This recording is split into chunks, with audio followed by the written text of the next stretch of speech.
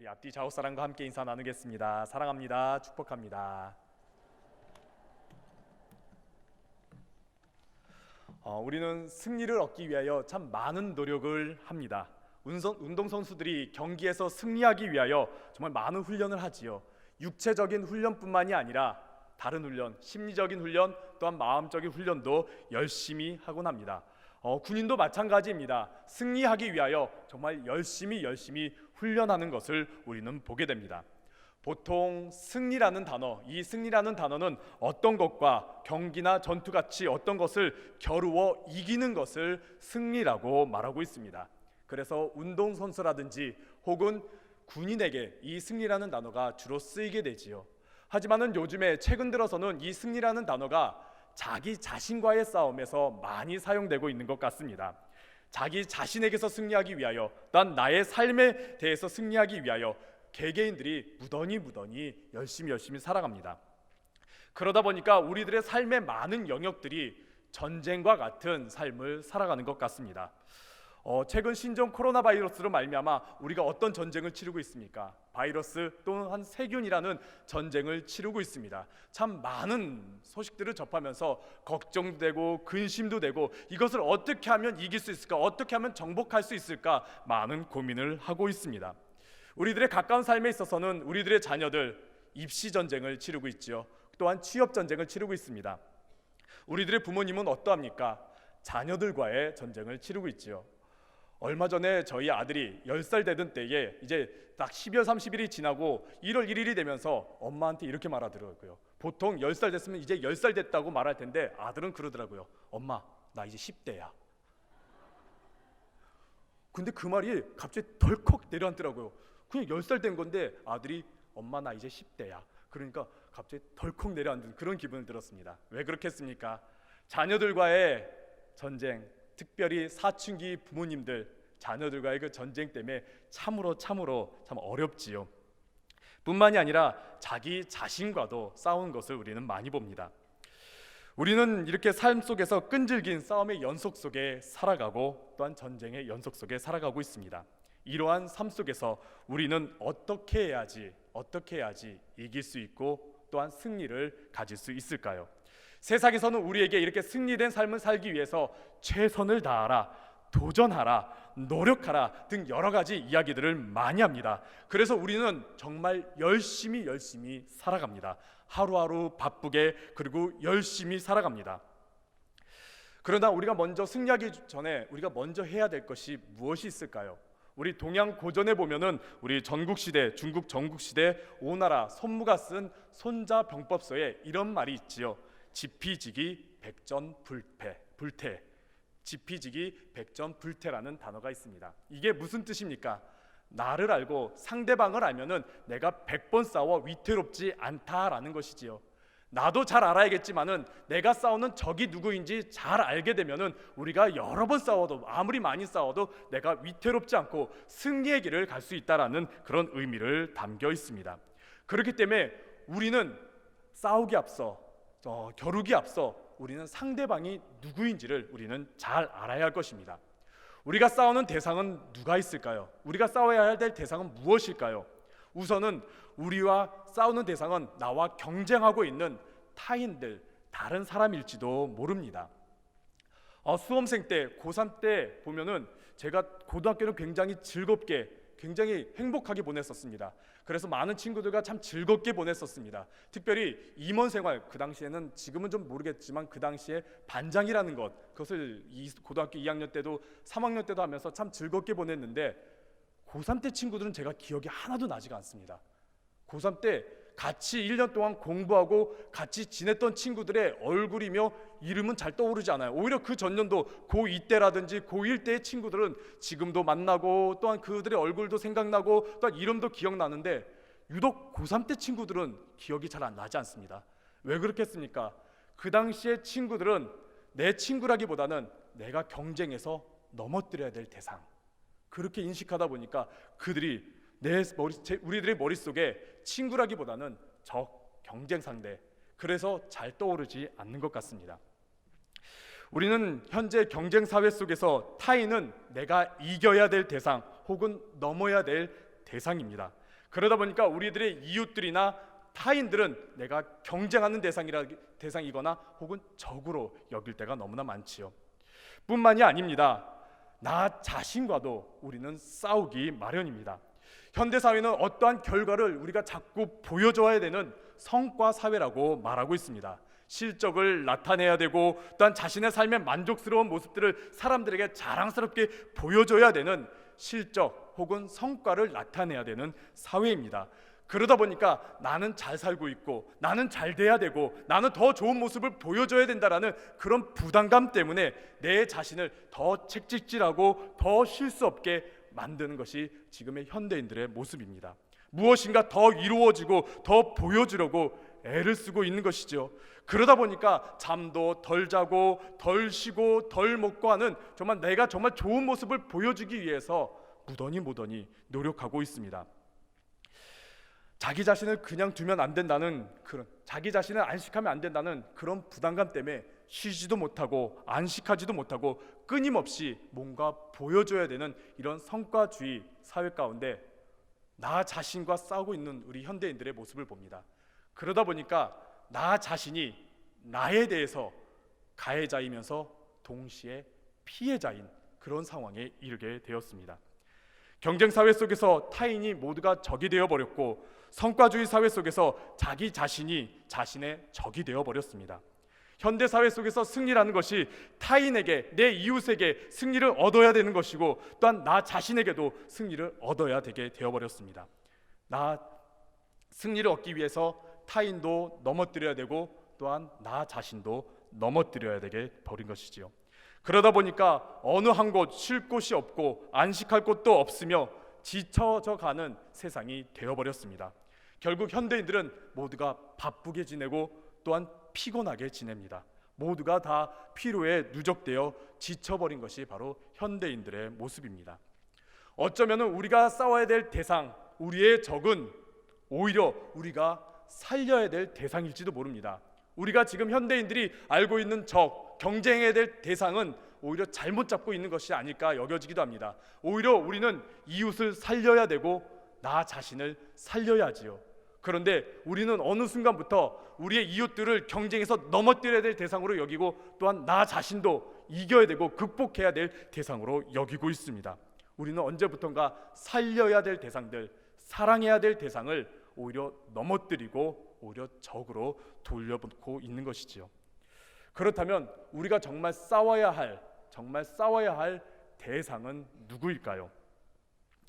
성경에서는 우리가 싸워야 될 대상은 우리들의 눈에 보이는 것이 아니라고 말합니다. 그리고 우리가 싸워야 될 대상은 우리의 육체의 싸움이 아니라고 말하고 있습니다.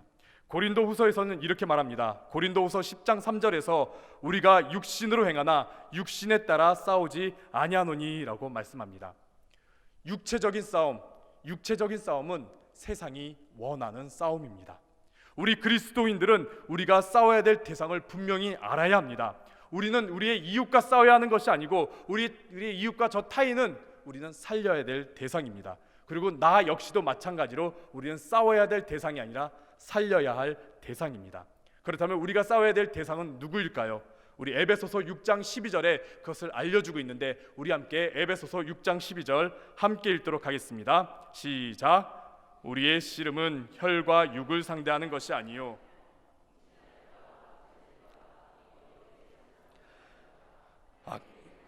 형들을 상대함이라. 아멘. 우리의 적대자들, 우리가 싸워야 될 대상은 혈과 육을 가진 사람이 아닙니다. 그들은 사랑해야 될 대상이죠.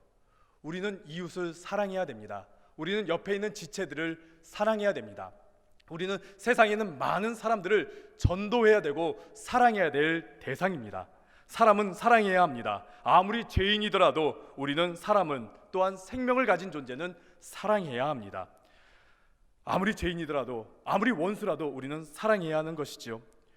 그렇다면 우리가 싸워야 될 대상 누구이겠습니까? 아까 읽었던 에베소서에 있는 말씀처럼 우리가 싸워야 될 대상은 눈에 보이는 적이 아니라 보이지 않는 적들입니다. 우리 그리스도인들의 삶에 침범하려는 것, 우리 그리스도인들의 정신과 마음을 침범하려는 것, 또 우리가 믿음대로 살아가는 것에 대해서 방해하는 것, 우리는 그것들과 싸워야 되는 것이지요.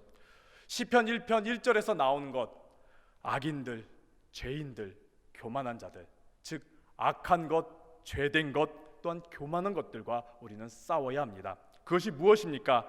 하나님 뜻에 대항하는 악한 것들과 우리는 싸워야 되고, 또한 하나님의 길을 걷지 못하도록 방해하는, 또한 못하게 걷게 하는 그런 죄된 환경들과 우리는 싸워야 합니다. 또한 하나님보다 나 자신을 더 신뢰하게 하는 교만한 지식과 교만한 환경들과 우리는 싸워야 하는 것이죠. 우리는 현재 이러한 보이지 않는 악한 영들, 적들에 대항하며 살아가야 합니다. 성경에서 이 모든 것들은 원래는 구약 성경에서는 보이는 실체들이었습니다. 이방의 문화들, 이방의 세력들, 이방의 우상들, 이것들은 정말 대항해야 되고 싸워야 될 적들이었습니다. 그리고 강한 세력들 마찬가지였죠. 그런데 현대 사회 속에서는 이런 것들이 보이지 않게 되었습니다. 보이는 실체라면 우리가 정말 싸울 수가 있겠는데, 보이지 않는 실체다 보니까, 보이지 않는 대상이다 보니까 우리가 참 싸우기 어렵습니다. 어떻게 싸워야 할지, 어떻게 대항해야 될지, 어떻게 저 보이지 않는 악한 영들을 우리가 싸워야 할지 우리는 잘 알지 못하는 가운데 있습니다. 그러나 오늘 본문과 같은 내용들 속에서 우리가 그런 악한 영들, 우리가 대항해야 될 것들에 어떤 자세로 임하여야 되는지 말씀하고 있습니다. 이것에 대해서 오늘 함께 나눠보도록 하겠습니다. 오늘의 본문의 내용이 있기까지는 이렇습니다. 오늘 본문에 있는 내용은 사무엘상 13장부터 이어지는 내용들입니다.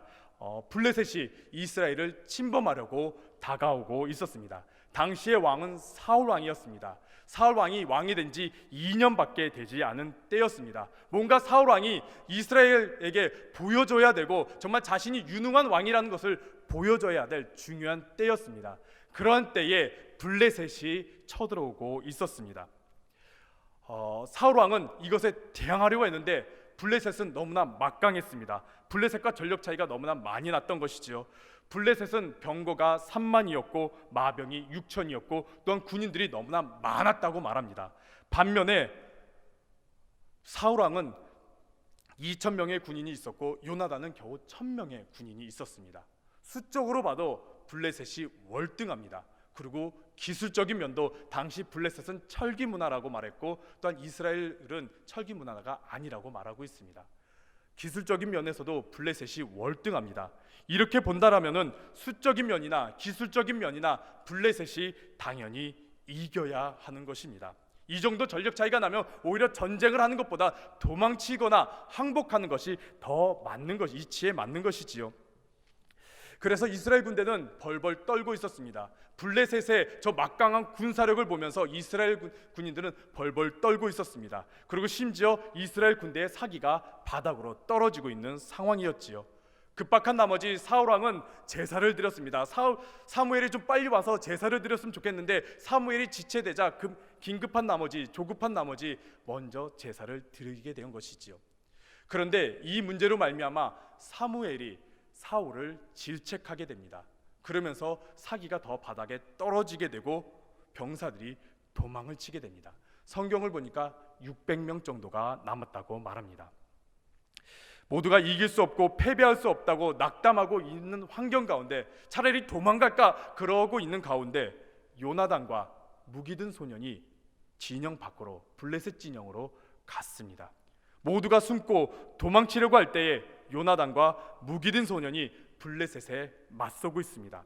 그리고 이 둘의 행동으로 말미암아 이 말도 안 되는 싸움에서 이스라엘이 크게 승리하게 됩니다. 어떻게 승리하게 되었을까요? 우리 함께 오늘 본문에 있는 말씀 한 번 더 6절과 7절에 있는 말씀 함께 한 번 더 읽도록 하겠습니다. 요나단이 자기의 무기를 든 소년에게 이르되 우리가 이 할례 받지 않은 자들에게로 건너가자. 여호와의 구원은 사람이 많고 적음에 달리지 아니하였느니라. 무기를 든 자가 그에게 이르되 당신의 마음에 있는 대로 다 행하여 앞서 가소서. 내가 당신과 마음을 같이하여 따르리이다. 아멘. 여기서 보니까 승리의 조건이 세 가지 정도가 보여지게 됩니다. 첫 번째는 하나님께서 우리를 위하여 일하신다라는 이 믿음. 그리고 두 번째로는 모든 승패는 사람의 판단, 사람의 계산, 사람의 생각이 아니라 하나님께 달렸다. 그리고 마지막 세 번째는 함께하는 믿음의 동역자입니다. 즉 믿음과 믿음의 동역자가 있을 때에 우리는 승리할 수 있다라는 것이죠. 내 눈앞에 커다란 문제, 정말 우리가 헤쳐나가야 될 커다란 문제나 두려운 것들이 있을 때 우리는 믿음을 가져야 합니다. 분명 믿음을 가져야지만이 우리는 그 문제에 맞설 수 있습니다. 그리고 우리가 그 문제를 향하여 더 담대하게, 더 강하게 맞서기 위해서는 나와 함께하는 믿음의 동역자가 필요합니다. 우선 믿음에 대해서 함께 한번 나눠보도록 하겠습니다. 우리가 확신 없이 일을 할 때 참 두렵습니다. 확신이 없는 가운데 새로운 일을 하거나 혹은 싸우면은 우리는 굉장히 두렵기 마련입니다. 그래서 운동선수들이 시합하기에 앞서 가지고 그 두려움을 떨쳐내기 위하여 마인드 컨트롤을 하는 것을 우리가 종종 보곤 하죠. 우리가 잘 알고 있는 이야기가 있습니다. 2016년 브라질 리우 올림픽에서 펜싱 경기를 했던 우리 박상영 선수의 이야기, 아마 여러분들 그 펜싱 경기를 아마 많이 보셨을 겁니다. 결승 마지막 3라운드 때 14대 10으로 박상영 선수가 지고 있었습니다. 상대방은 박상경 선수보다 훨씬 랭킹이 높은 헝가리 선수였습니다. 모두가 졌구나, 박상경 선수 그래도 여기까지 올라왔는데 최선을 다했네, 아유 지나 보다, 은메달인가 보다 라고 다들 그렇게 여겼습니다. 그냥 1점만 내면 그냥 게임이 끝나버렸기 때문이죠. 그러는 가운데 카메라가 박상경 선수를 잠깐 비추고 있었습니다. 근데 그에게 가만히 그가 앉아가지고 읊조리고 있더라고요. 할 수 있다, 할 수 있다, 할 수 있다. 카메라에서는 소리가 들리지 않았지만은 그 입술을 통해서 우리들은 알아들을 수가 있었죠. 할 수 있다, 할 수 있다, 할 수 있다. 그렇게 여러 번 읊조리면서 자기가 할 수 있다라는 그런 마인드 컨트롤을 한 후에 경기에 임하고서 15대 14로 역전승을 하고 금메달을 땄던 것을 우리는 보게 됩니다. 이렇듯 우리는 확신이 없으면 이기기가 어렵습니다. 그래서 운동선수들은 자기가 반드시 이기리라는 확신을 가지고 그 경기에 임합니다. 전쟁도 마찬가지지요. 지휘관들이 군인들을 향하여 반드시 이길 것이라는 확신을, 승리할 것이라는 확신을 심어주고 그 전쟁에 임하게 합니다. 그만큼 전쟁과 싸움과 겨루는 것에서는 확신이 굉장히 필요합니다. 그런데 성경의 많은 부분을 보면은 이 확신을 가지고서 전쟁에 임한 모습은 그렇게 많이 나타나지 않습니다. 오히려 작은 믿음으로, 겨우 작은 믿음으로 거대한 산을 옮기는 놀란 일들은 본 적은 있지만은 확신을 가지고 전쟁에 임한 모습은 그리 많지는 않습니다. 그런데 유독히 확신을 가지고 전쟁에 임한 사람이 있습니다. 두 사람이 있는데 바로 다윗과 요나단입니다. 오늘 본문 뒷부분 이제 사무엘상 17장에 보면은 다윗이 골리앗과 맞서는 장면이 나옵니다. 블레셋이 다시금 이제 이스라엘을 침범하러 왔습니다. 그러는 가운데 이전처럼 많은 군대를 끌고 온 것이 아니라 골리앗을 앞세우고 온 것이지요. 이스라엘 사람들보다 훨씬 더 키가 크고 등치도 좋고 좋은 무기를 들고 나온 골리앗을 데리고 나온 것입니다. 많은 이스라엘 백성들이 골리앗을 보면서 오늘 본문처럼 두려워 떨고 있었습니다. 이런 상황 가운데 유일하게 당당하게 나갔던 사람, 다윗. 그 다윗은 두려워하지 않고 당당하게 나갈 수 있었습니다. 왜 그렇겠습니까? 다윗은 하나님께서 이 싸움에서 승리를 주실 것이라는 확신이 있기 때문이었습니다. 그래서 사무엘상 17장 47절에 다윗은 골리앗 앞에서 이렇게 고백합니다. 여호와의 구원하심이 칼과 창에 있지 아니함을 이 무리에게 알게 하리라. 전쟁은 여호와께 속한 것인즉 그가 우리를 우리 손에 넘기시리라. 아멘. 다윗과 요나단은 반드시 승리하리라는 확신을 가지고 있었습니다. 그 확신은 전쟁의 승패는 인간의 손에 달린 것이 아니라 하나님 손에 달렸다라는 그 믿음이었던 것이지요. 인간의 눈으로 바라봤을 때는 블레셋과의 싸움은 이스라엘이 질 수밖에 없었습니다. 수적인 면이나 또한 기술적인 면이나 또한 객관적인 자료로 판단했을 때는 이스라엘이 질 수밖에 없었습니다. 하지만은 다윗과 요나단은 인간의 눈으로 그 전쟁을 바라본 것이 아니라 믿음으로 확신을 가지고 하나님께서 나와 함께 하신다는 그 확신을 가지고 전쟁에 임한 것이지요. 사람의 능력에 달린 것이 아니라 하나님 손에 달려있다라는 그 믿음.